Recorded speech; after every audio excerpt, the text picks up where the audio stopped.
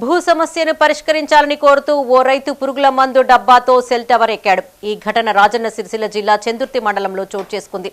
ఆశిరెడ్డిపల్లి గ్రామానికి చెందిన బుజ్జగట్టు పొన్నాలకు తన సోదరునికి మధ్య కొన్ని రోజులుగా భూ వివాదం నడుస్తోంది. ఈ క్రమంలో తనకు న్యాయం చేయాలంటూ పోలీస్ స్టేషన్ సమీపంలోని సెల్ టవర్ ఎక్కాడు. బాధితుడి సమాచారం అందుకున్న సీఐ వెంకటేశ్వర్లు ఘటనా స్థలానికి చేరుకుని నచ్చచెప్పే ప్రయత్నం చేశారు.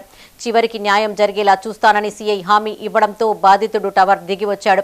అనంతరం బాధిత కుటుంబ సభ్యులు మీడియా ఎదుట గోడును వెళ్లబోసుకున్నారు. భూ వివాదంపై గతంలో పోలీసులను సంప్రదిస్తే వారు న్యాయం చేయకపోగా తమపైననే కేసులు నమోదు చేస్తానని బెదిరింపులకు పాల్పడినట్లు ఆరోపించారు. ఉన్నతాధికారులు స్పందించి తమకు న్యాయం జరిగేలా చూడాలని వారు కోరారు. మా భూమి మా బాయి మొత్తం రాపించుకొని వచ్చిండు. మొన్న మేము రోజు పోలీస్ స్టేషన్కి వచ్చినా పోలీసు వాళ్ళు పట్టించుకుంటలేరు.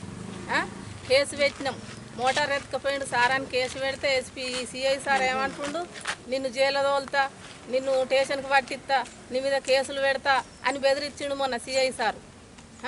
బాబు సార్ ఇట్లా వచ్చి పొలం కాడికి వచ్చి పొలం చూసుకున్నారు. అరేసింది మా భూమి అయితే ఆయన భూమి అరేసింది అని రాపించుకొచ్చిండు. బాయి భూమి వాళ్ళది చెరువు, వాళ్ళు చెరువు కొనుక్కున్నారు. మొదలు మేము గడ్డ కొనుక్కున్నాం.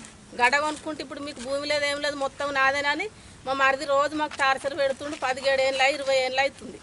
చెందినటువంటి బొజ్జగట్టు పున్నాలు, అదేవిధంగా మోహన్, ఇంకో బ్రదర్ ఆల్రెడీ చనిపోయినాడు.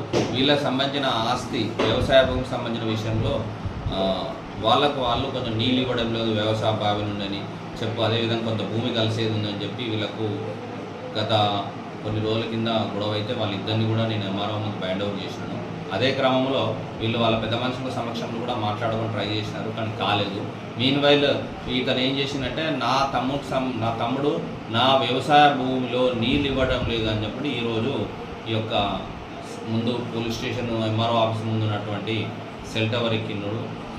తీరా నేను అతన్ని పిలిపించి నేను న్యాయం చేస్తానని చెప్పి హామీ ఇవ్వడం వల్ల మళ్ళీ టవర్ ఎక్కిండు.